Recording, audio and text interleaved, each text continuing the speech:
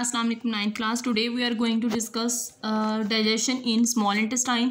आज के लेक्चर में हम लोग we are going towards the completion of digestion, ठीक है, क्योंकि small intestine almost last part होता है डाइजेशन का, ठीक है।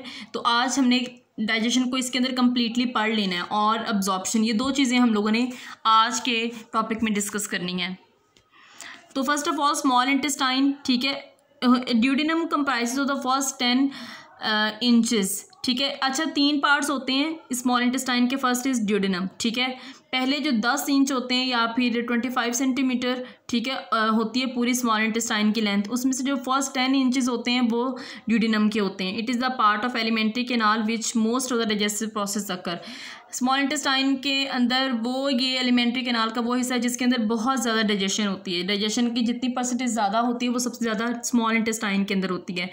अब इसके अंदर क्या होता है कि फूड फर्दर मिक्स होती है, फर्दर सॉफ्ट होती है, फर्दर फूड को ब्रेक डाउन किया जाता है 3 डिफरेंट सिक्रेशंस के अंदर। बेटा आप लोगों ने पढ़ा था स्टमक के अंदर भी 3 चीज़ें थी, ठीक है। मेन हाइड्रोक्लोरिक एसिड था, पेप्सिन था, ठीक है, इस तरह से इसके अंदर भी 3 डिफरेंट सिक्रेशंस हैं और उसके अंदर गैस्ट्रिक ग्लैंड्स थे। अब देखते हैं इसके अंदर कौन कौन सी थी वो 3 चीज़ें हैं। पहली है बाइल, फिर है पैंक्रियाटिक जूस और फिर है intestinal juice. First of all bile क्या होता है? From liver helps, bile from liver, liver जो होता है हमारा, ठीक है, वहाँ से बाइल सिक्रेट होता है। ये भी एक जूसी सब्सटेंस होती है। Help in the digestion of lipids through emulsification, ये इमल्सिफाई करता है, ठीक है, लिपिड्स को और फिर लिपिड्स की डाइजेशन करता है by keeping the lipid droplet separate from one another, ठीक हो गया। उसके बाद है पैंक्रियाटिक जूस, ये पैंक्रियाज जो हमारे होते हैं वहाँ से ये जूस निकलता है। इसके अंदर एंजाइम्स प्रेजेंट होते हैं। एंजाइम्स कौन कौन से? Trypsin, pancreatic amylase and lipase, जो प्रोटीन की डाइजेशन करते हैं, कार्बोहाइड्रेट्स की और लिपिड्स की करते हैं, ठीक है, रिस्पेक्टिवली। मतलब ये कि ट्रिप्सिन जो होते हैं वो प्रोटीन्स की करते हैं, पैंक्रियाटिक अमाइलेज कार्बोहाइड्रेट्स की करते हैं और लाइपेज जो है वो लिपिड्स की डाइजेशन करते हैं। उसके बाद है intestinal juice from intestine wall, intestine की जो वॉल्स होती है वहाँ से ये जूस सिक्रेट होता है और इसके अंदर भी काफ़ी ज़्यादा एंजाइम्स होते हैं जो कि हर तरह की फूड की कंप्लीट डाइजेशन करते हैं। आगे अब ड्यूडेनम से आगे क्या है? 2.4 मीटर्स लॉन्ग ज्यूजिनम, ठीक है, ये अगला पार्ट है स्मॉल इंटेस्टाइन का। It is concern with the rest of digestion of protein, जितनी भी बाकी प्रोटीन की डाइजेशन रह जाती है, कार्बोहाइड्रेट्स की या लिपिड्स की, ठीक है, ये उसकी डाइजेशन करते हैं। उसके बाद आखिरी पार्ट होता है स्मॉल इंटेस्टाइन का जिसको हम लोग बोलते हैं इलियम। 3 पार्ट है, ड्यूडेनम, ज्यूजिनम और इलियम, ठीक है, जो कि 3.5 मीटर्स लॉन्ग होता है। इट इज़ कंसर्न विद, अब देखिए डाइजेशन यहाँ तक कंप्लीट होगी ज्यूजिनम के अंदर, ठीक है। अब क्या होता है कि एब्जॉर्प्शन होनी है डाइजेस्टेड फूड की। There are circular folds in the inner wall of ileum, ileum के अंदर सर्कुलर फोल्ड्स होते हैं, ठीक है। These folds have numerous finger like projections called villi. क्या होता है कि इलियम के अंदर छोटे छोटे विलाई प्रेजेंट होते हैं जो कि फिंगर लाइक प्रोजेक्शंस होती हैं। Villi increase the surface area of inner walls, villi जितने ज़्यादा होंगे उतना ज़्यादा सर्फेस एरिया इंक्रीज होगा, ठीक है। जितना सर्फेस एरिया इंक्रीज होगा उतनी ही फूड की एब्जॉर्प्शन होगी। एब्जॉर्प्शन का क्या मतलब होता है? जितनी भी उसमें से यूजफुल प्रोडक्ट होती हैं वो हमारी इंटेस्टाइन के अंदर एब्जॉर्ब हो जाती हैं जिनका हमें फ़ायदा होता है। आगे क्या होता है? Each villous is richly supplied with blood capillaries and a vessel of lymphatic system called lacteal. अब जितने भी विलस होते हैं उसके अंदर ब्लड कैपिलरीज एक तो बहुत ज़्यादा होती हैं और बहुत ज़्यादा वेसल्स होती हैं, लिम्फेटिक सिस्टम पूरा होता है, ठीक है, जिसको हम लोग बोलते हैं लैक्टियल।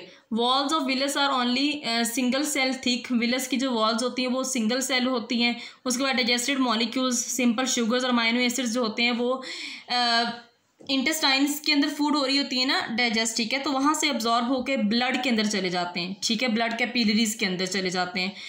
अब ब्लड क्या करता है? Blood carries them away from the small intestine by the hepatic portal vein. अब हेपेटिक पोर्टल एक वेन होती है, ठीक है, उसके ज़रिए से ये स्मॉल इंटेस्टाइन से ब्लड इनको लेके जाता है और लीवर तक लेके जाता है ताकि वहाँ पे इनकी फिल्ट्रेशन हो सके।